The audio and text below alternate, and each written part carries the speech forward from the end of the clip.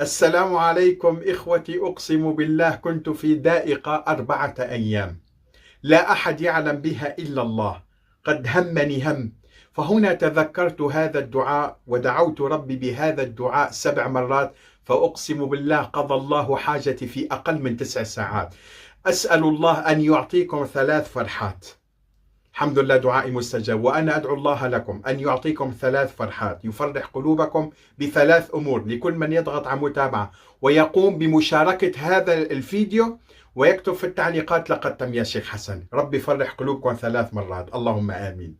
إخوتي، نضع حاجتنا في نيتنا ونقول 7 مرات: اللهم ربي إني أسألك بحق حبك لسيدنا محمد صلى الله عليه وسلم، وإني أسألك ربي بحق حب سيدنا محمد صلى الله عليه وسلم لك ربي أن تقضي حاجتي واستبشروا بالخير بإذن الله قريب.